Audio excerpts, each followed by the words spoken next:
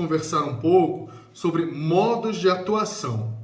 E ainda pensando nesse lugar dos modos de atuar, nós podemos mencionar então dois tipos de atores: o ator representacional ou o ator presentacional.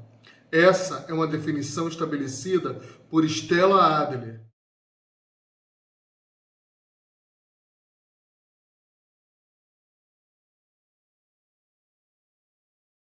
Stella Adler, ela foi uma atriz americana que trabalhou e estudou intensamente com Stanislavski.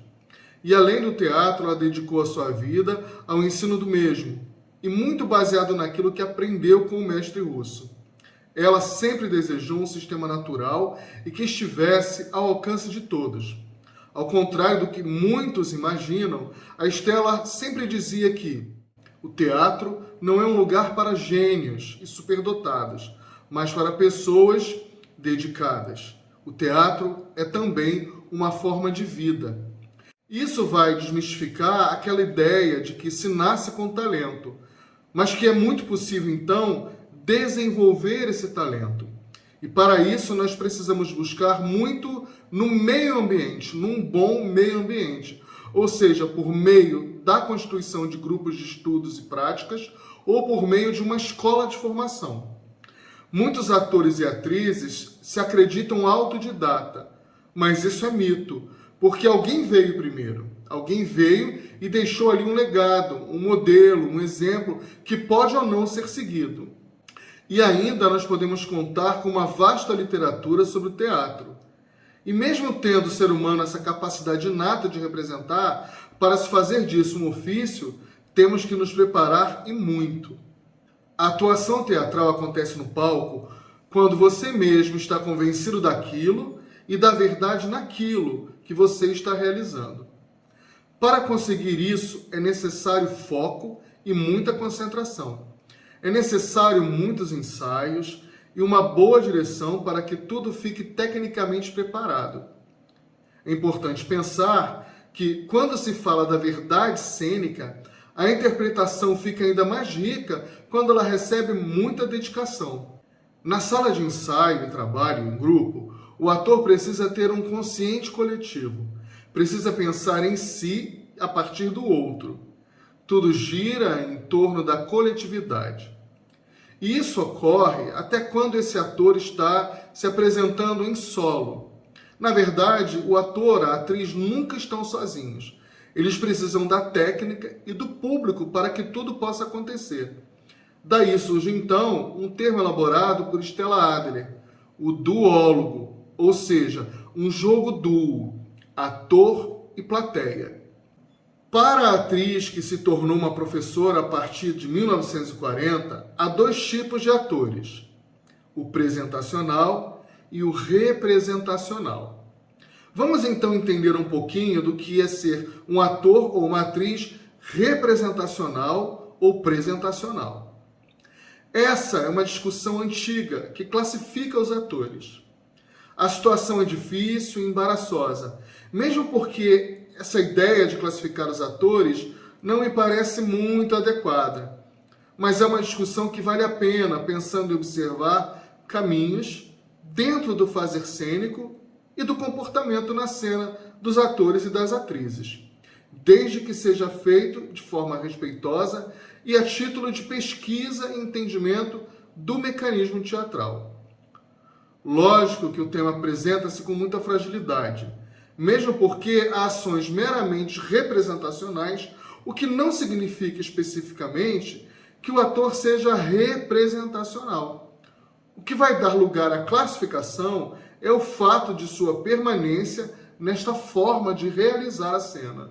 Então, o que era um ator ou uma atriz representacional?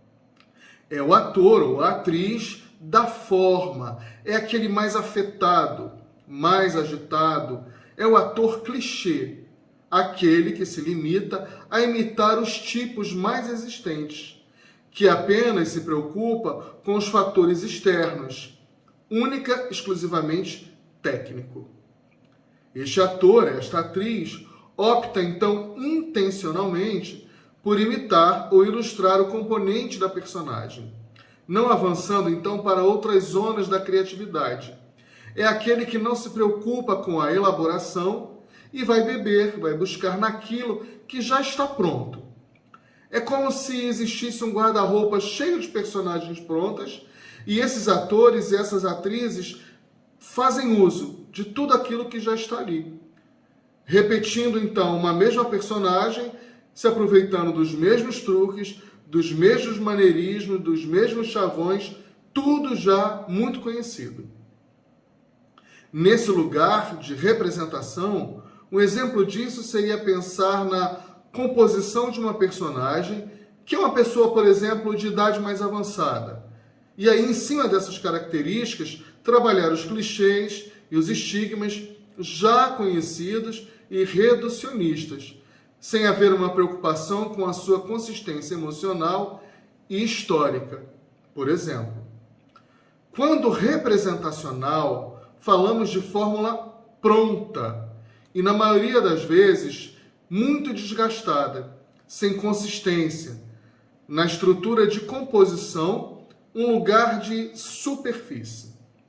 Esses atores apenas representam ou reproduzem um modelo pronto de trabalho. Se fôssemos contextualizar com o cotidiano, estamos falando de um ator miojo, fast food.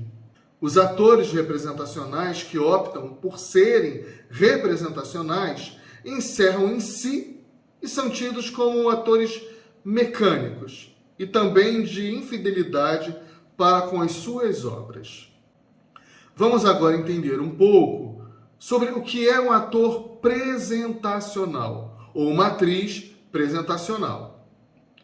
É o ator ou atriz orgânico, é o ator que vai estar presente na cena, que vai se aprofundar em suas pesquisas em torno da obra e da personagem. Ele não vai aceitar nenhuma maneira ou nenhum lugar de imitação. Ele não vai aceitar o modelo pronto de trabalho.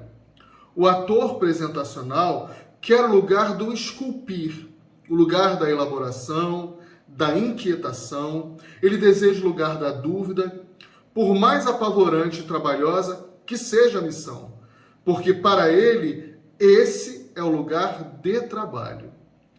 Seu objetivo é o de se comover com a sua verdade na cena, para então, e só então, causar uma emoção, uma comoção baseada na verdade da pesquisa intensa.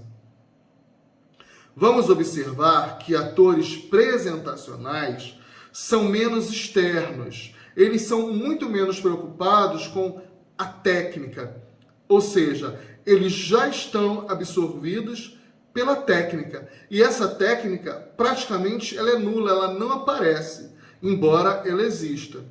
Eles também gostam de desvendar e de revelar a humanidade nas suas personagens. As personagens desses atores são muito mais elaboradas.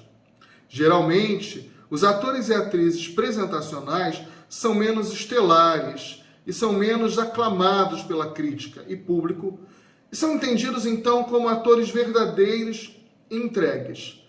Eles são entregues inteiros às suas obras, ao ponto de serem confundidos em suas vidas até mesmo com as próprias personagens. A ideia do ator representacional ou presentacional nos convoca a uma profunda reflexão quando me reporto a Stanislavski, que diz: o ator de alma vazia não será verdadeiramente um ator. Eu estou falando aqui um pouco dessa sensibilidade humana. Stanislavski cobrava muito a presença no olhar do ator, a presença na expressão facial do ator, a presença na ação física do ator. O que leva o ator representacional a ser simplesmente mecânico? Quais as condições para estabelecer-se como ator presentacional? A presente discussão e apontamento são de extrema relevância para que possamos observar e que saibamos que existem caminhos e possibilidades. E a discussão aqui vai apenas contribuir para uma reflexão individual ou até mesmo coletiva, e não para determinar o que é melhor ou não. O importante é saber que existem opções e quem irá decidir o que fazer e o jeito de fazer é você. Agora mesmo, o ator que costuma ser presentacional pode acontecer de não conseguir ultrapassar as camadas da personagem e usar de artifícios prontos como os representacionais. E o contrário pode ocorrer também. É importante dizer que assistir teatro é a melhor maneira de se saber o resultado da peregrinação do ator e da atriz. Daí poderão então tirar uma conclusão apropriada. Como exemplo dessas possibilidades apresentadas por Stella Adler, podemos citar duas distintas e contemporâneas atrizes de sua época. A italiana Eleonora Duse, que era uma atriz dramática, e a outra atriz, a francesa Sarah Bernhardt, que era muito caricata. Conta-se que Sarah Bernhardt tinha Eleonora Duse como sua rival e que ambas encenavam quase sempre o mesmo repertório. Eu separei aqui uma cena, a primeira é da Sarah Bernhardt e a segunda é da Eleonora Duse. A cena é muda, mas dá para se ter uma ideia dessa teoria do que é ser representacional ou presentacional. Vamos assistir.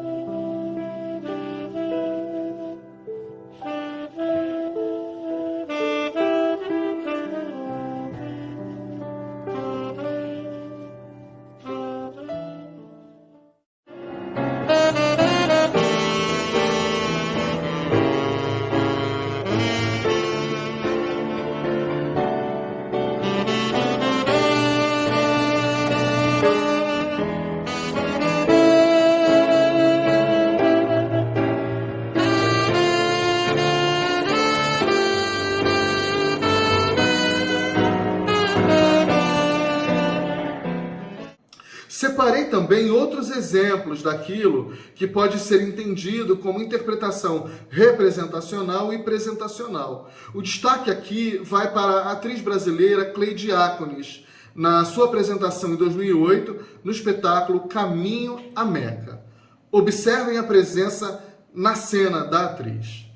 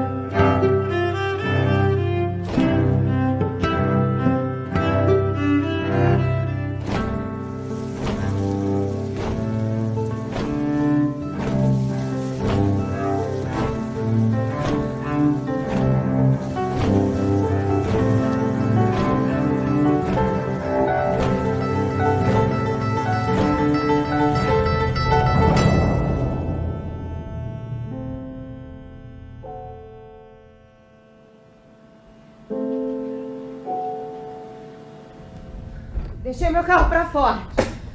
O carro nessa garagem dá muita mão de obra, eu tô cansada demais. Eu espero que durante a noite o radiador não congele. Está escurecendo.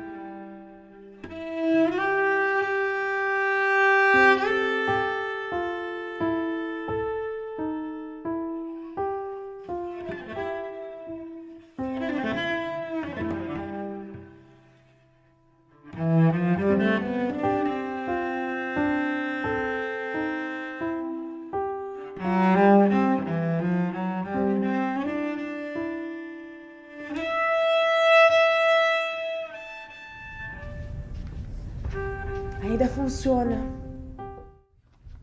Ellen! Ellen! Isso é assim, eu quero. Isso é assim. Ellen! O que você vai fazer? Alguém em casa? Ellen? É você. Alegre os olhos, querida Marlon. Veja, uma batata Snelber. Genuína. Para a Meca. Eu te amo tanto. Eu te amo tanto que até dói. Malaika, nakupenda malaika. Malaika, nakupenda malaika. Ningekuwa maliwe, ningekuwa dada. Nashindwa na mali sinawe, ningekuwa malaika. Nashindwa na mali sinawe, ningekuwa malaika. Kidege hakuwaza kidege, kidege hakuwaza kidege. Ningekuwa maliwe, ingekuwa dada. Nashindwa na mali sinawe, ingekuoa malaika, malaika, nakupenda malaika, malaika, nakupenda malaika.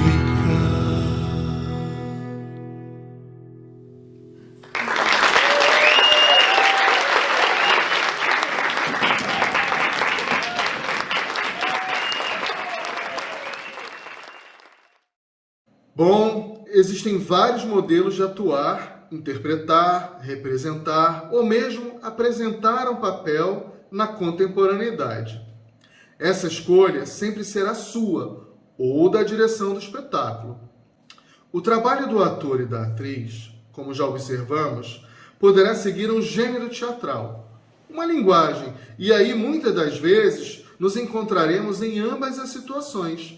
Situações essas de composições distintas do papel. O Augusto Boal, diretor, dramaturgo e criador do teatro do oprimido, que é uma técnica de encenação mundialmente conhecida, ele vai nos dizer que toda pessoa é um ator. Ele diz que toda pessoa, na verdade, é o teatro. Ele diz, somos todos atores no palco da vida. O Boal, ele tem um trabalho muito interessante no teatro, porque ele vai desencadear como veículo e ferramenta teatral a emancipação do sujeito na cena, proporcionando a este indivíduo ou coletivo, por meio do improviso cênico, a possibilidade de se rever e reverter atitudes opressoras, e resolvendo a situação, passando a limpo e demonstrando sobre aquilo que não nos cabe mais aceitar, seja no dia a dia, nas zonas de trabalho ou de qualquer desenvolvimento humano.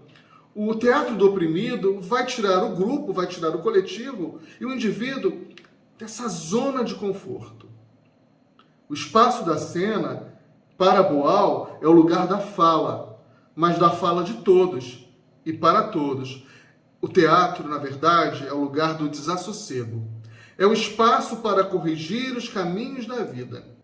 O ator e a atriz no teatro do oprimido, por exemplo, são os atores sociais. Qualquer sujeito pode atuar. Tomando parte na ação dramática, ele se transforma e transforma o meio ambiente no que vive, passando então a protagonizar a sua vida. O teatro, naturalmente, pode fazer esse papel, desde que você se observe e preste atenção na sua caminhada. Naquilo que você tem por objetivo. O espaço teatral é esse lugar também do autoconhecimento. Observem como o teatro é muito importante nas práticas cotidianas, para além da sua profissionalização. Já o diretor teatral Amir Haddad, que é o criador do grupo Tá na Rua, diz o seguinte: ator é todo aquele que produz significado. Ele chama a atenção para a clareza daquilo que se deseja se comunicar, do que fica de mensagem na cena, sobre a ideia e questiona se o ator terá a capacidade de criar esse significado, que é aquilo que nos incomoda, é aquilo que nos marca durante o encontro com o teatro. Então, Amir vai chamar a nossa atenção para essa capacidade, para essa presença na cena. Não basta ser um ator técnico, não basta ser um ator de palco, não basta ser um ator com texto decorado. O ator precisa estar presente, o ator precisa macerar cada fala, cada frase, cada intenção, cada olhar e cada respiração. O ator precisa estar na sua presença humana. Eu diria que o bom teatro é aquele que marca uma página da nossa história. É aquela experiência que fica. Na roda teatral, as pessoas trocam inúmeras experiências, fortalecem os laços de amizade e passam a ver a vida e suas experiências por um outro ângulo. O teatro nos fortalece e assim fortalece o nosso cotidiano, a nossa existência. Eu gosto muito da encenadora e diretora teatral Ariane Manuskin.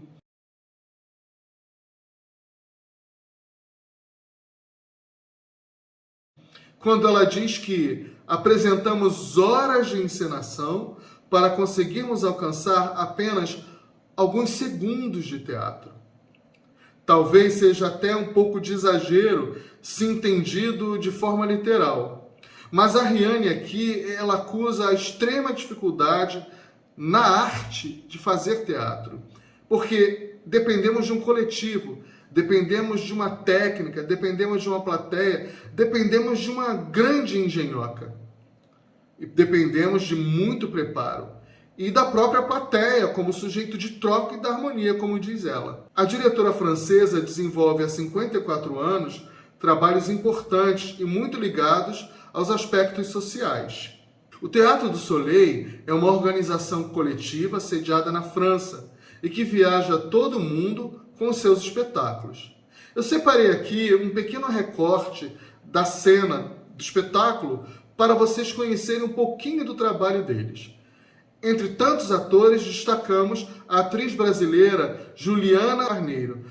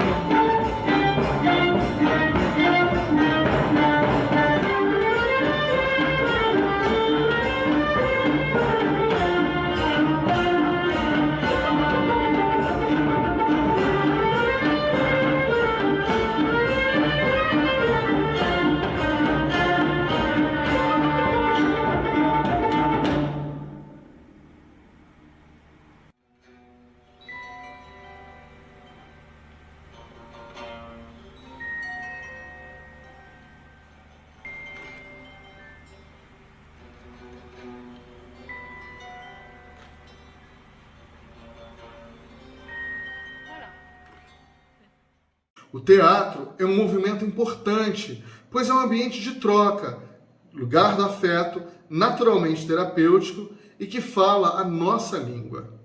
É uma linguagem natural, carregada de cotidiano, e quem soube fazer isso muito bem no Brasil foi Nelson Rodrigues.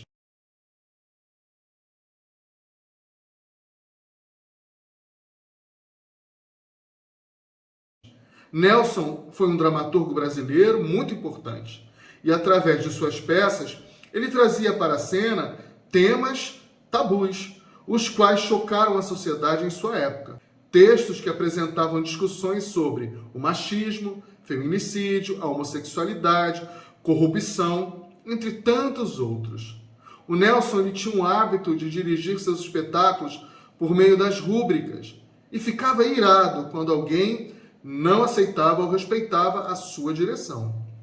Na verdade, encenar Nelson Rodrigues naquele período era um ato de coragem. Hoje não mais. Reservei uma cena de uma montagem de Nelson Rodrigues para vocês. A peça é O Beijo no Asfalto. É uma tragédia carioca. Ela conta a história de Arandir, a personagem principal. Ele presencia o atropelamento de um homem, e esse homem, no momento da sua morte, suplica a Arandir um beijo na boca. Tudo isso é uma ação orquestrada por um repórter sensacionalista da época, o Amado Ribeiro. E ele passa a explorar a situação em manchete de jornal todos os dias. Tudo isso para vender jornal. Arandir, então, tem seu casamento posto em risco e é envolvido em inúmeras acusações de traição. E também é colocado em dúvida a sua masculinidade. Muitos desses temas tabus da época, como repressão, sexualidade, moral hipócrita, são abordados nesse espetáculo teatral, que foi encomendado a Nelson Rodrigues pela atriz Fernanda Montenegro.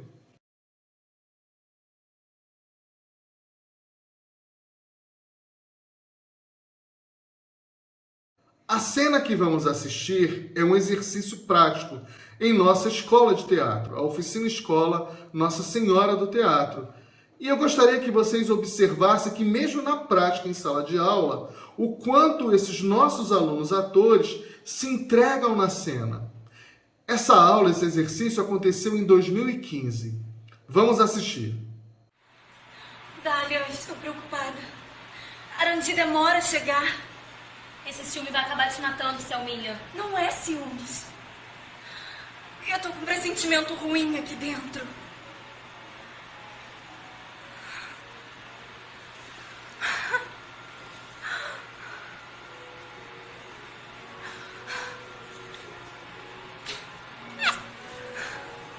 Arandir chegou. Meu Deus. Ele está vivo, Dália. É. Eu estou vendo.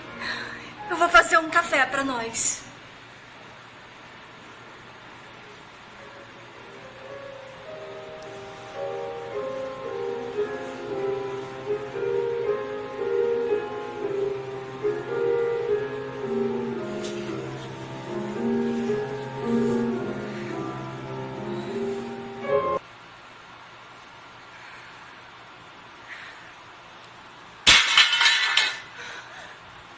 Arandir!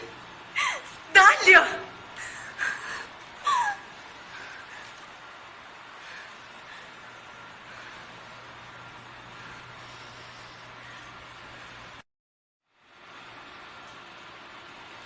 Dona Selminha, leia! Olha aqui no jornal que estão dizendo sobre seu marido. Sobre o beijo. Mas isso é mentira! Arandir não beijou esse homem. Beijou sim. Aqui está dizendo. Está dizendo que ele beijou o homem que eu já conhecia. E o beijou no asfalto, logo após a sua morte. E dizem que foi de despedida. Não foi.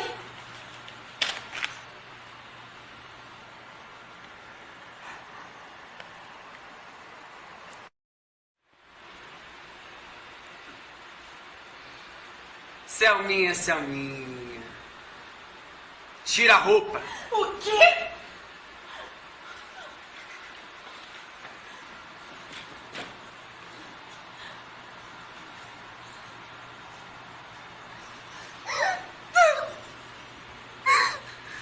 Faz o que o delegado tá pedindo, dona Selminha. A blusa! Tira!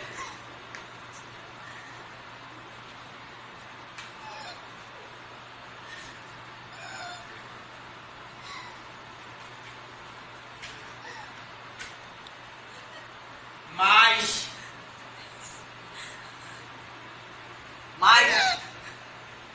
Não tá ouvindo o delegado?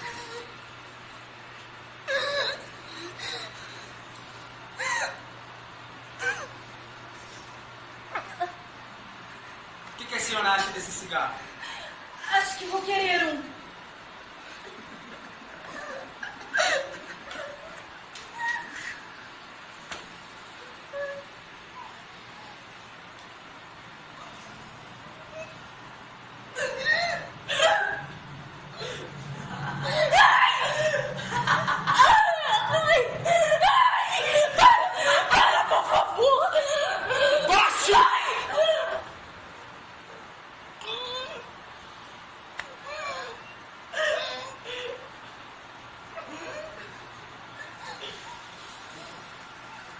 Fala, dona Selminha.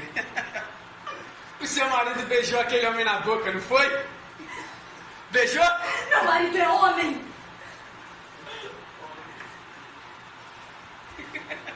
Homem. Respeita o delegado, dona Selminha. Muito homem. Ele me fez um filho. Estou esperando. Dona Selminha, a senhora está presa. Presa! Não diga mais nada.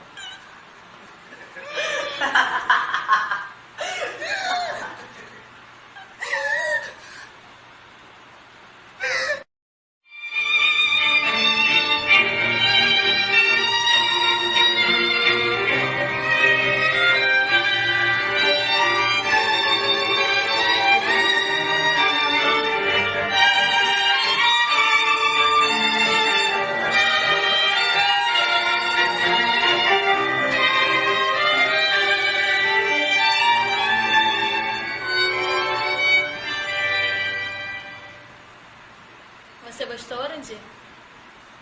Eu posso tirar? Não, Dália. Deixa. Não. Você não é homem, Arandir. Por quê? Esquece, esquece. Você gosta mesmo é de Selminha, né? Me dá o número do táxi. Não. Me dá. 987. Ai, deixa, eu vou caminhando mesmo. As minhas malas já estão prontas. Avisa a Selminha que eu fui embora. Dália, não vá.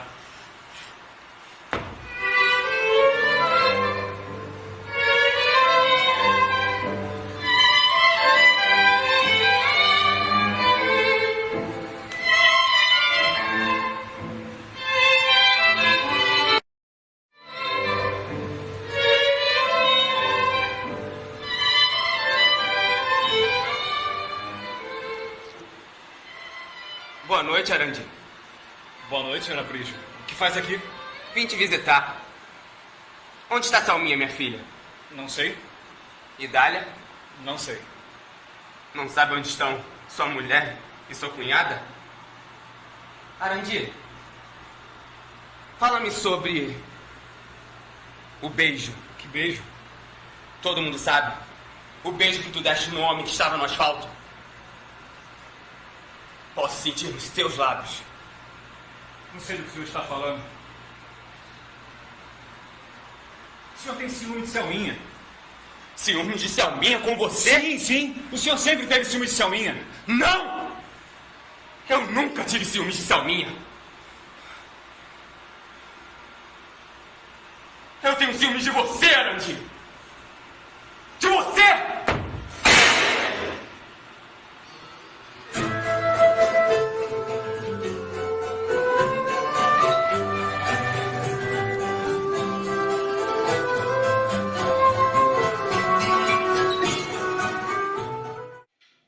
Vamos falar agora um pouquinho de Plínio Marcos.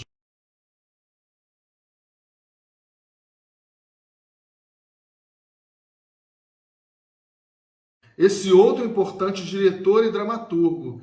Ele tinha como característica falar em seu teatro daquilo que ninguém ousaria dizer, daquilo que ninguém queria saber. Ele falava das histórias dos que estavam à margem da sociedade. Falava dos drogados, das prostitutas, das crianças abandonadas, da mendicância. O Plínio dizia: eu vim com o meu teatro e vim para incomodar. E assim obrigou a sociedade a ver e debater temas que insistiam em empurrar para debaixo do tapete. Interessante a gente pensar de que esses autores traziam para a cena as personagens tipicamente e psicologicamente brasileiras. Esses atores também interpretam parte de si, porque há nessa composição e construção do papel todas as nossas histórias. Elas estão no inconsciente coletivo. E no caso do Plínio Marcos, ele conheceu muitas dessas personagens. Ele viveu entre essas personagens. Ou seja, há registros dessas possibilidades por meio de uma memória transversa, memórias da oralidade, memórias de um parente, memórias da própria atmosfera brasileira. Esses atores, para esse tipo de texto ou para qualquer outro, terão de se jogar e de promover uma pesquisa coletiva individual. Eles precisarão ir a campo e observar todas as proposições para os personagens e para a cena.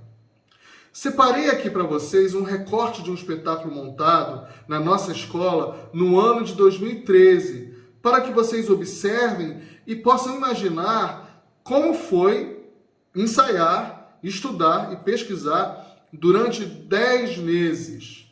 O espetáculo chama-se Crônica dos Excluídos. O espetáculo orbita muito no universo de Plínio Marcos, mas o autor é o professor e diretor Jeffter Paulo. Vamos assistir ao espetáculo e eu já volto. Carne mais barata do mercado é a carne negra.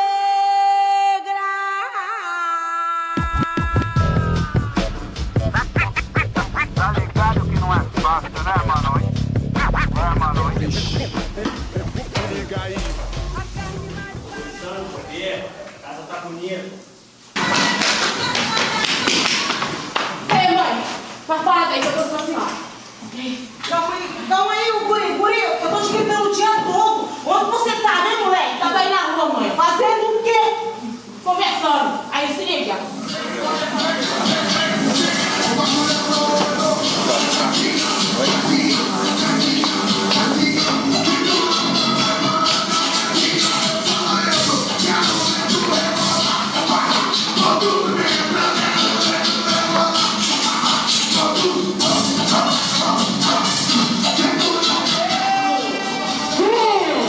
Bonito, né? Tô pensando que era vida, hein, sua zégua? Mas o que foi dessa vez, dona Margarida? Você não tá vendo? A gente não tá fazendo nada demais. Eu já era vazada, tá pronto e perfumada pra receber os bofs. Mas vai receber os votos, tem que estar direitinho, né? Nós ainda queremos desconto. Dinheiro já é pouco. Temos que aturar bafo de cachaça. É dente podre. O CC do colo nessa moto. Isso tudo. E ainda assim quero desconto. Assim eu procurar um trabalho de carteira assinada que é muito melhor.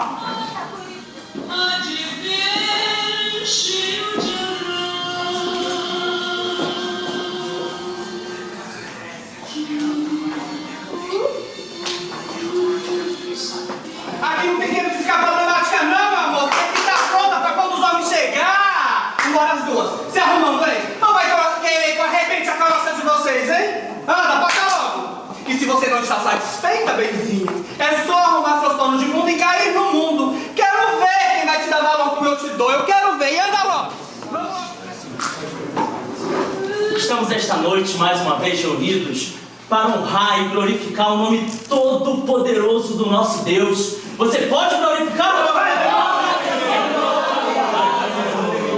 Né, senhoras e senhores? Desculpe atrapalhar o silêncio da viagem de vocês. Eu poderia estar matando, né, senhores? Poderia estar roubando, mas venho hoje humildemente pedir a colaboração.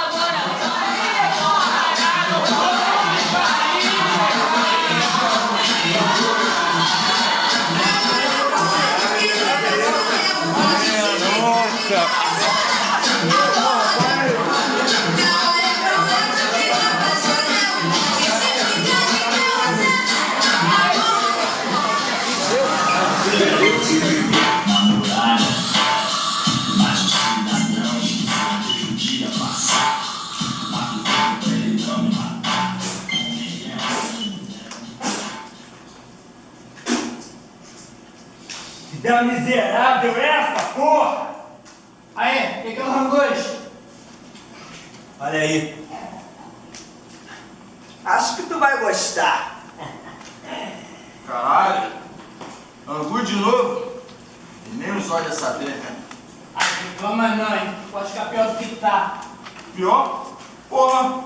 Só se der errado pra nós comer, né? E tu acha que aqueles picadinhos de carne é o quê, rapaz? Mas isso não, parceiro. Pô. Dá até um lance no estômago. Esqueci que a bonequinha aí é de louça. Pô, também vai se escrochar, né? Sou inocente, irmão! Pô!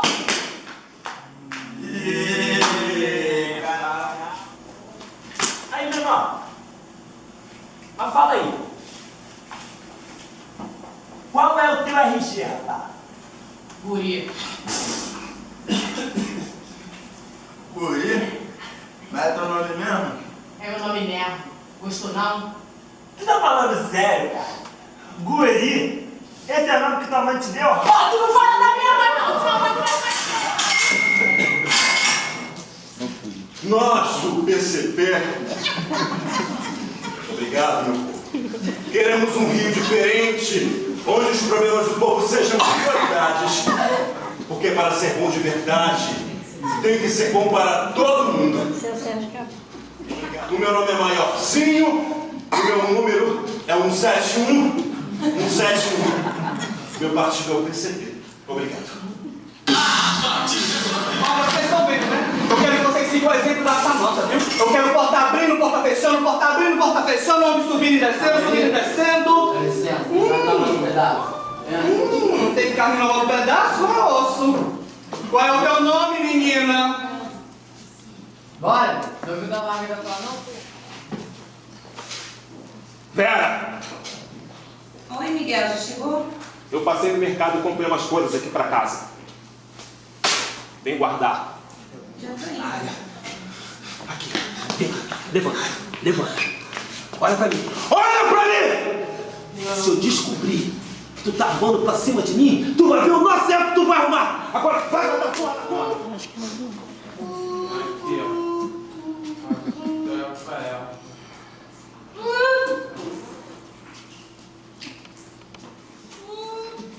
Seu Hermógenes, quem o senhor pensa que eu sou, hein?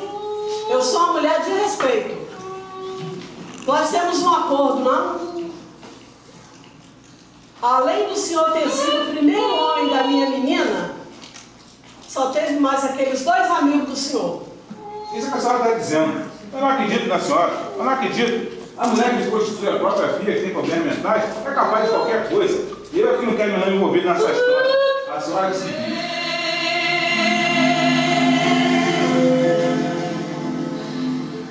Mas vem do céu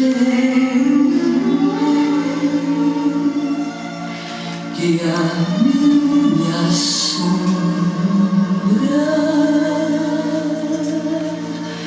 ia ficando cada dia mais só. Tô doente. O que eu tenho com isso? Tu já não foi ao médico? Responsável pela minha doença é você, Miguel. Que papo dragão é esse?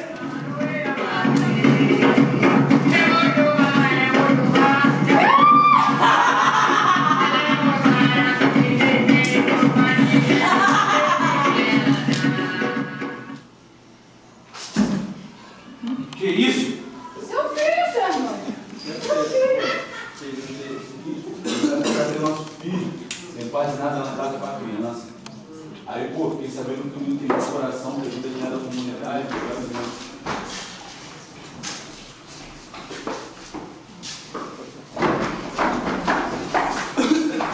Tem um humor, seu babaca. Tá lembrado de mim, não, né? Ah, não. Isso lá é nome de bandido?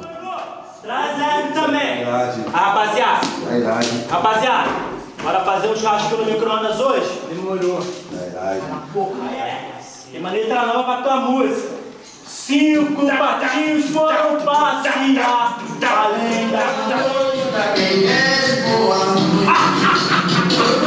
dia pra quem é. Verdade, moço. Só queria te fazer uma pergunta. Essa é boa, virar psicólogo de mendigo agora. Mendigo. Seu Rodolfo! Seu Rodolfo! Levanta, seu Rodolfo! Socorro! Me ajuda! Seu Rodolfo! O moço caiu. Seu Rodolfo, acorda! Tudo bem, seu Rodolfo? Acorda, seu Rodolfo! Por favor, seu Rodolfo! Seu Rodolfo!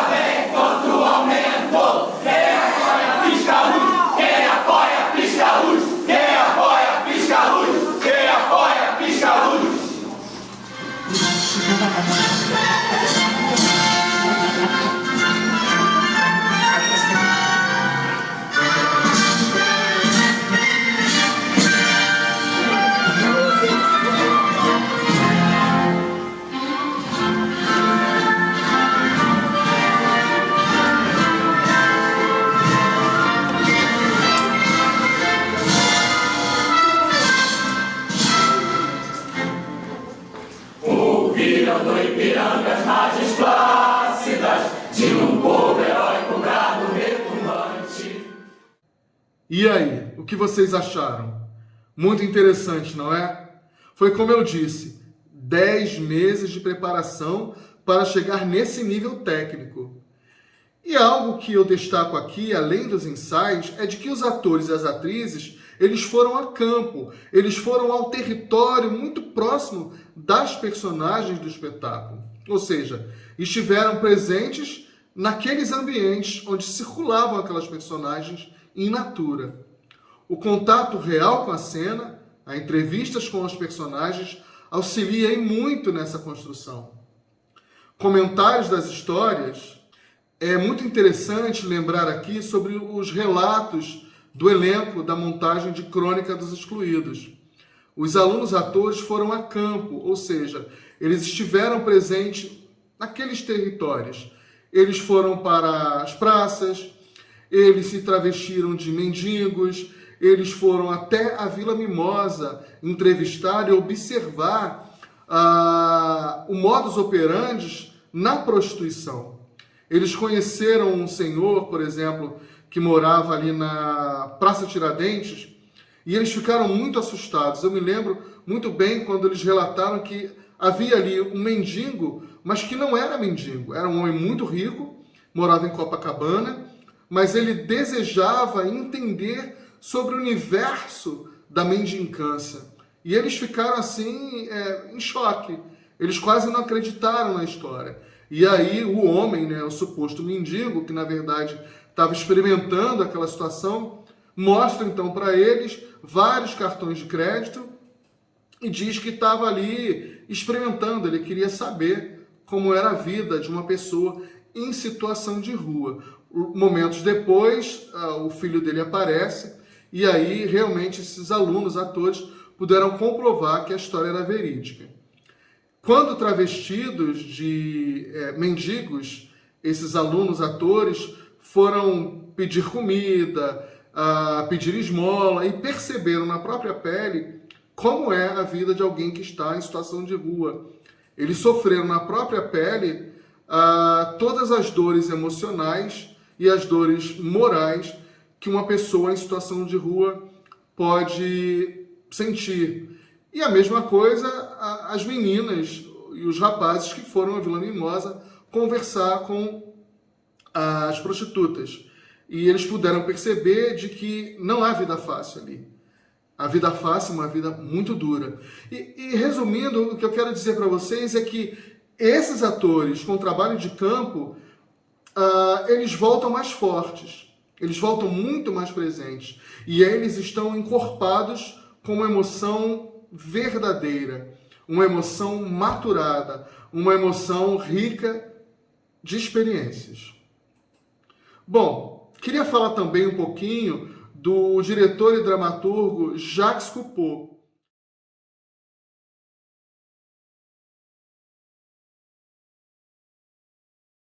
No seu livro Apelos, ele vai dizer que o ator deve ser como uma folha de papel em branco, sempre pronto para receber as próximas impressões da personagem.